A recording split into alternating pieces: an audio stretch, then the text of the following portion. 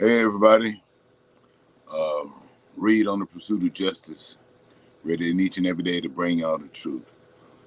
We've been talking about this YouTube thing for a while and everything, and we first started talking about, doing this because of the 2020 special that came out, and we were talking about the things that they didn't bring up, and that wasn't said. And then the more I thought about it, I said, well, maybe we can even expand upon that, and just bring you up to date stuff. What's going on in Rodney's case? Also, what's going on uh, down there on death row? In Texas. Here, and so that's what we're gonna do. And I want to start out uh, by talking about uh, the Texas prison systems and how they care for, or the lack of care for the inmates. Now, I did something on Facebook, touched on it briefly, about the COVID incident. Now, let me start out. First off, when you're on death row here in the state of Texas, you are locked down 23 hours a day, you know, 7 days a week, 365 days. That's total lockdown. And so, in other words, that is quarantine within itself. You have no contact with visits or any other inmate for that matter. When you go to rec, you go by yourself. When you go to the doctor, you go by yourself. You're not chained with anybody else. Complete solitary confinement. So think about it now. In this COVID, in this pandemic, you would think those people would probably be protected the most because they have little to no contact. The only contact that they do have is with the guards. So with that being stated, uh, COVID popping up on death row shows you the lack of care that the guards have. They're not changing their gloves from patient. I'm not from patient, but from inmate to inmate. Uh, None of those things, and that just shows you that they have no respect for the people down there, nor no care or for the people or for the inmate's family as well. Because see, what happens to our family that's on death row happens to us as well, and that's what they fail to see. And so when they give lack of care to those inmates, they're giving lack of care to us out here because we love those in there, despite uh, anything, whether they're innocent or guilty, And so it's a big thing on death row, and right now a lot of people have contracted COVID. There's even been a death on COVID. Jorge Benzuela. And if I mispronounced the name, I'm sorry. But he died just a few days ago uh, on death row from COVID. This is a confirmed report now. And that's sad. These people are down there trying to, some of them trying to save their lives with claims of innocence and stuff. And whether they're innocent or guilty, they need to be taken care of in every way, medically, uh, you know, and they're not getting that. And the reason I know they're not getting that because Rodney, my brother, has contracted COVID down there, and the crazy thing is he didn't even know he contracted it. Um, the story was that one day he was feeling kind of congested or whatever, and he couldn't smell. So that's what he thought. He couldn't smell. His lack of his smell went away, and then the very next day everything's normal. And then he's been feeling fine. He's not been down. He's not shown any other symptoms, and this was a few weeks ago. And so, because of the outbreak of COVID on death row, they started just randomly, they started testing everybody. And they tested Rodney, and it came back, he tested positive for COVID. Which set him back, blew his mind. He said, "Wow, he didn't even realize he had it." And the thing is, they say that he's coming off on the tail end of it. He's been had it for a few weeks, which is a good thing, and I thank God for that. That it didn't get him down like it did Jorge there. You know what I mean? But right now, as of last Saturday, I believe it is, my mom spoke to him. He called my mom. He spoke to my mom on the phone and everything, and told her that he's feeling well and not to worry and everything. And speaking of that, that's the only way that, besides through his attorneys, he gets a 5-minute phone call like every 2 weeks or something to let the family know, hey, that I'm okay, everything's all right, because we have not seen him in almost a year now. It's been a year since we've been down there. So anyway, that's where it works. It's sad. What I mean? Somebody asked me, they said, well, do they get computer pads, or do they get this, do they get that? And I'm like, well, no, here in Texas, they're not privileged like that. You know what I mean? They get that 5-minute phone call, and that's the good as it gets. It just don't, you know what I mean? They just don't give a flip about you down there, and your lack of or wanting to communicate with anybody. So, as I stated, he was, talking with my mom, and he was saying that he feels good, he feels strong and everything, for her not to worry and everything, and just, pass the message along to everybody out there that's concerned about him. And so that's what we're doing. We want to pass that message along and talk about, what's going on down there.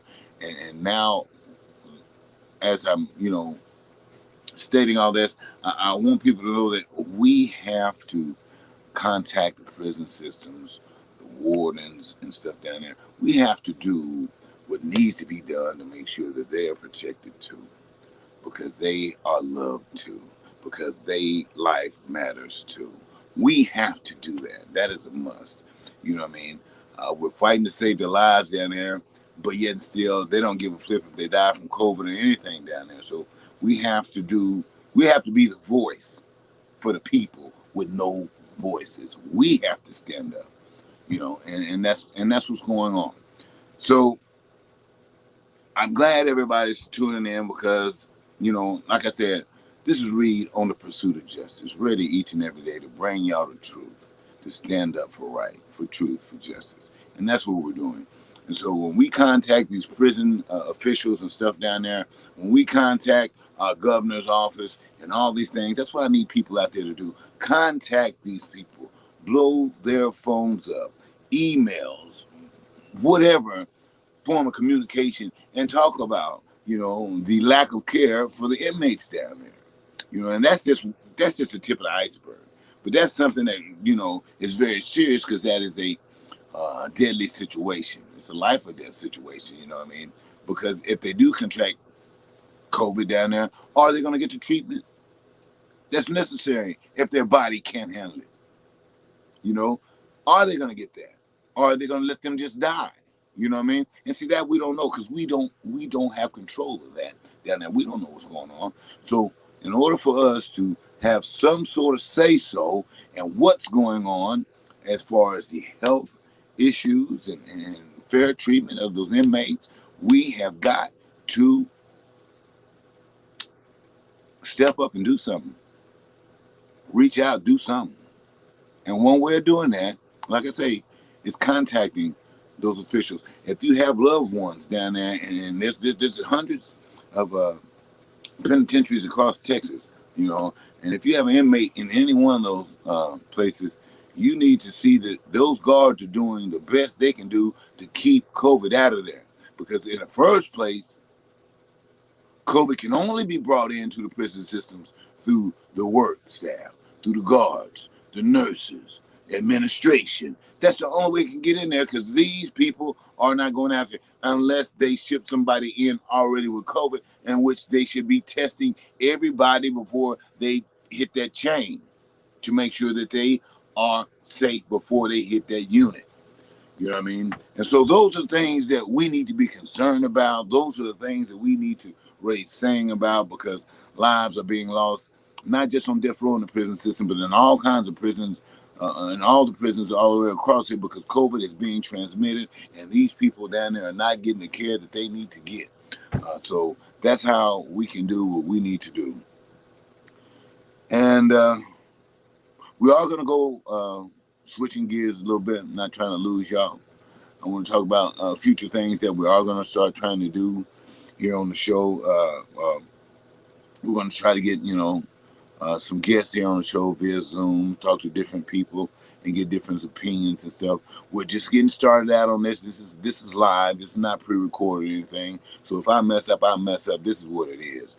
But at the end of the day, the way I see it is not the mess up that I do. It's the shows that I do, because I'm trying to get the truth out there. It's not how good it comes across, but it's that the love should come across, the care should come across. And so that's the point of this show. Not trying to be professional, not trying to gain, just trying to show love, and talk about what's going on in my brother's case, what's going on out there in the movement to abolish the death penalty, what's going on out there in the prison system, period. And I'm finna start,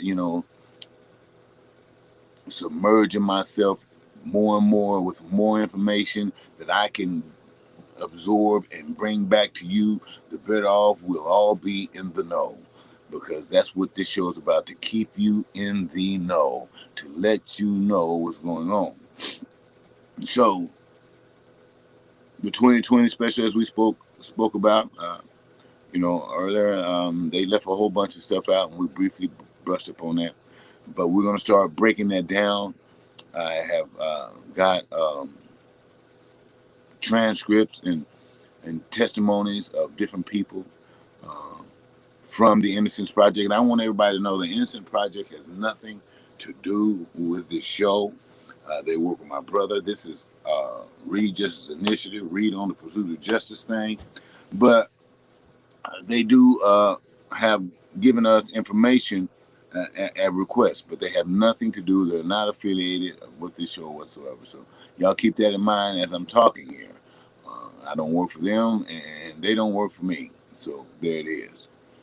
But we do have information and stuff about different witnesses and stuff in my brother's case, as far as like the insurance salesman, different officers that signed statements against Jimmy Fennell,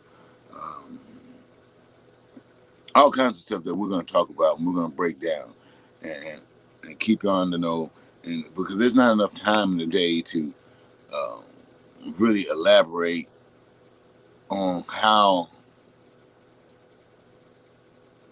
crucial involvement is when, it hit home, when involvement in stuff on death row and all that stuff. So the struggle is real, the fight is real, and we're going to keep it real. We're going to bring y'all the truth each and every day, because we're going to be ready each and every day to do that. And so as I close here, it's going to be a short show. As I close here today, I want y'all to know that we need all your support. And the ask right now is for you to contact all the officials at the prison systems, the governor, attorney general's office, whomever you deem necessary to talk to about helping control the outbreak of coronavirus down there, making sure these people are caring for our people as we would care for our people. That's what I need y'all to do. So read on the pursuit of justice each and every day, ready each and every day to bring you truth. So that's it for today. I'm glad y'all joined us. Some shows are going to be longer than others, but that's it for today. Thank y'all. Love y'all. Appreciate your support, and we out.